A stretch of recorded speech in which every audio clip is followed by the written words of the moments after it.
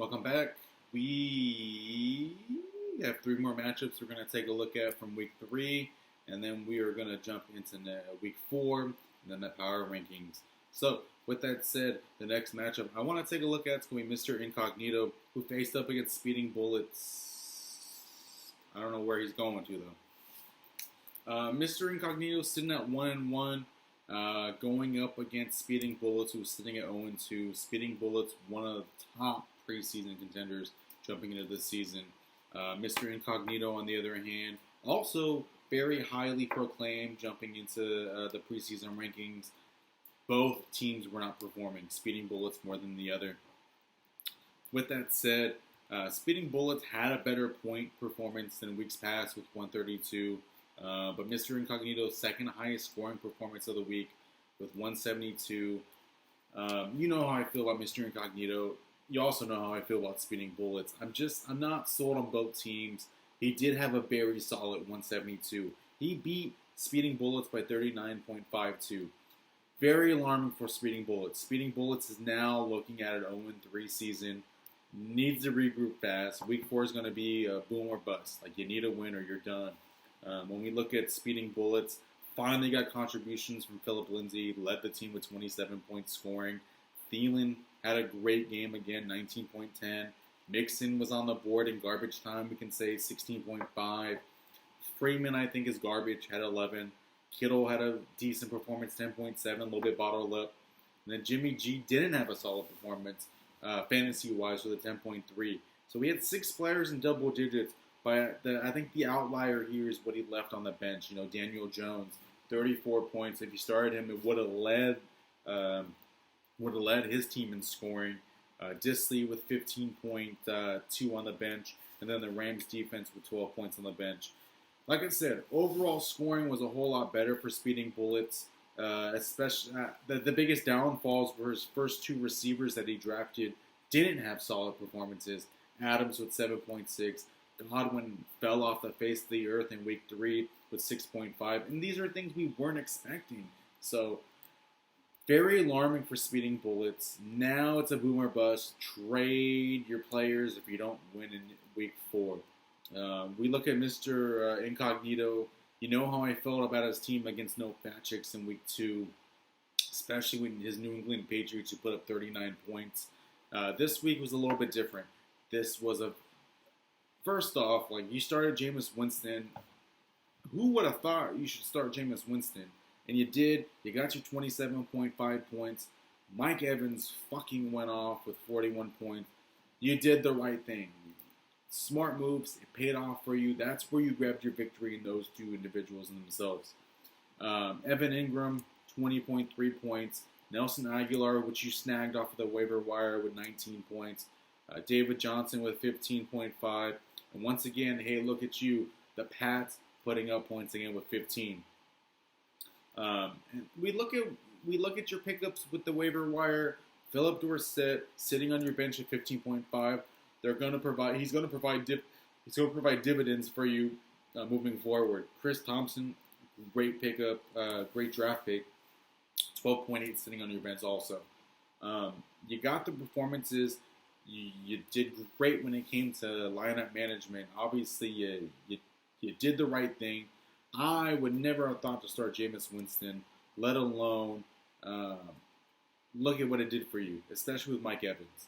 A huge win for you, Frank. But I don't know you can continue starting Jameis Winston and providing magic like this moving forward. So there's still tons of question marks with moving forward. I mean, this is a great DraftKings lineup, which you provided in week 3.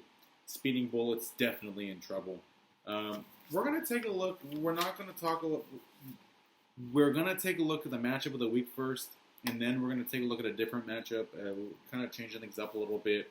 The matchup of the week just wasn't as acclaimed as I thought it would be with No Fat Chicks, who faced off against Pop. On paper, I thought it was going to be a fantastic matchup. No Fat Chicks ended up grabbing this victory, 158.06 to 126.76. A little over 32 points is where he grabbed that victory at. It just wasn't a close matchup. Pop did make it seem a little bit better on Monday Night Football with the Bears doing what they did against Washington. But this matchup just wasn't as close as we wanted it to be. When we look at the quarterback play, Carson Wentz with his 24.8 against Matt Ryan with his 28. It's pretty much a push in my eyes. We look at the wide receiver play. I think that's where Pop lost his money at. D-Hop had a disappointing 9.7 performance. Ridley with his 1.1. Diggs with his 3. And then we look at what No Fat Chicks did on the wide receiver position, and that's where the money was lined up at. Christian Kirk with 10.9. Julian Edelman 15.7. Amari Cooper 23.8. Those are big differences in the wide receiver game, and I definitely didn't expect D-Hop to have a bad game. I knew he was struggling when it came to his wide receivers compared to No Fat Chicks, Ridley, Diggs. Like, they're not solid performers, but that he got out-slaughtered right there. We look at the running back game. Aaron Jones had a better performance with 14.8. Derrick Henry 11.4 for Pop. Saquon Barkley. No Fat Chicks with his 5.7, and he might be out 8 weeks. Mark Ingram is where that money was made. Probably his best performance in God knows how long was his 33.5 point performance. The same thing how I feel about Sammy Watkins. You're not going to get that again.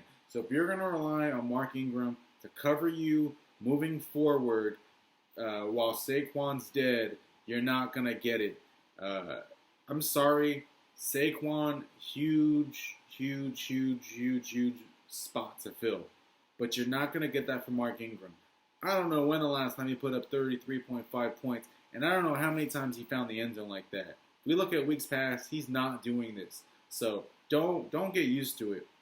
It's great performance. Not taking it away from it. And if we look at the wide receiver, we look at the running back, that's where you made the money at in this matchup. And it covered the Saquon Barkley void. But you're not going to get that moving forward. We look at the tight ends. Kelsey, Ertz, it's a 12-8 difference. That's pretty much a push to me. Look to the flex. They're both dumpster fires. Duke Johnson's obviously not reliable over in Houston. John Ross, the fire's out. John Ross is garbage. He's had a great 2 weeks. That's all the only 2 weeks he's ever going to have. And remember I told you the defense is always going to fall on Pop's shoulder. Bears defense at 22 points. Considering they gave up a shit ton of points at the end of the game. He probably could have had 30 to 40 points. Anyways, we look at Pop left 14 points with Cousins, Hardman 17 points, and DJ Chark 15 points on the bench. It was too much. It's still too many points to make up at the end of the day.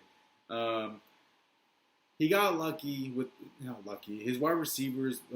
No Fat Chicks wide receivers. They provided the points. Nonetheless, I still think Mark Ingram had a game that was an anomaly. You're not going to see that moving forward. A great win by No Fat Chicks. It's definitely going to keep him in the race. I don't think that he's going to continue being in the race because Saquon Barkley is a tough cookie to fill. Considering 8 weeks, that's a timetable you got to fill for 8 weeks. 8 weeks, this season's over with. So you're in deep doo-doo, buddy. With that said, the last matchup we're going to take a look at is probably my favorite matchup of the week because this was a crazy matchup. Crazier than Bukakis and Cook and Little Sutton. We take a limo riding, jet flying son of a gun faced up against Power Game. This is a matchup of mixed emotions because for the most part in this matchup, most of the day, this was limo riding, jet flying son of a gun's matchup that he had it won. I'm talking about 10 a.m. games, had it won. We look at the afternoon games. That was the tilt. The tilt where Luke showed face. Luke's been 0-2 this season. 0-2. He had a disappointing week 2 performance. Not performance, but a disappointing loss. And the tilt was in his favor. Finally, the 1 p.m. games, the afternoon games, the late game, where Russell Wilson had a game in the air, on the ground, and Russell Wilson put up a 50.3 burger. Mind you, In that same game, Alvin Kamara had 32.6 points. That tilt in the afternoon game gave him 82-point tilt.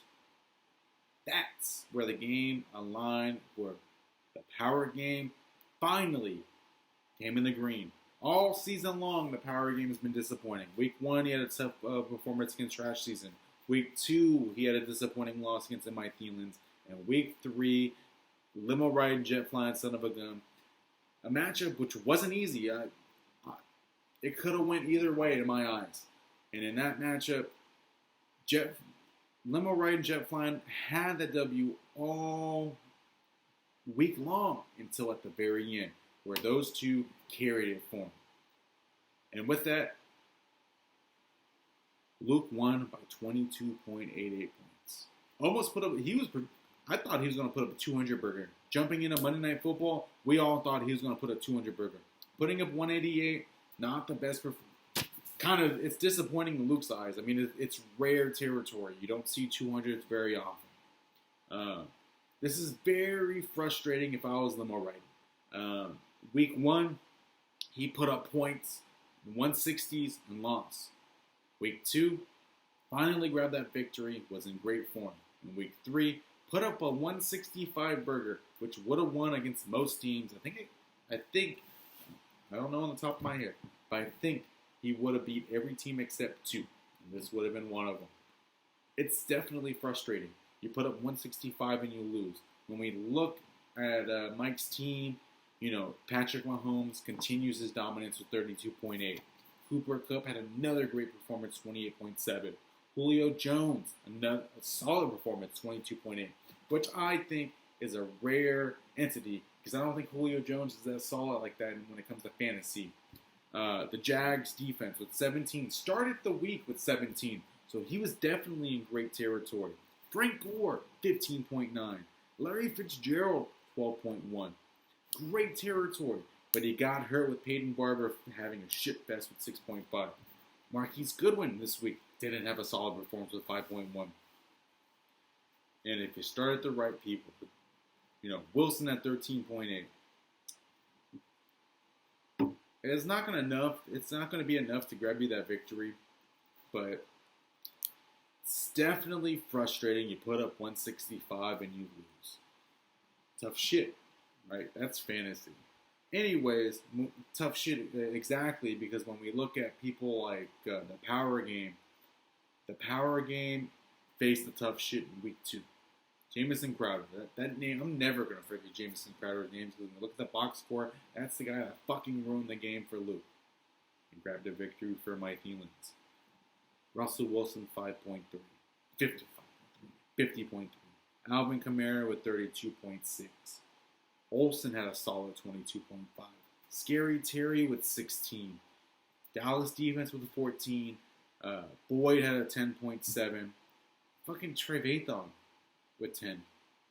I think the only disappointing performance is if AP didn't have 3.9, he would have been in 200 burger territory. Sanders with 2 points. Definitely something to be happy moving into week 4 if I was the power game. Also something to be happy with also if I was Mike moving on to week 4 as well. It's especially when you have 165, you put up 165 in several weeks, you should be happy jumping into week 4. It just sucks that you're 1-2. The power game, you should be very happy. You should be sitting at 2-1 if it wasn't for the fuckboy Mike Thielens.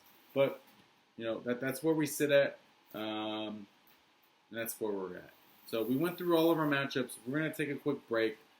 With that said, when we get back, we're going to take a look at week 4. We're going to take a look at our power rankings, and then we'll be out of our way out of here. Thank you.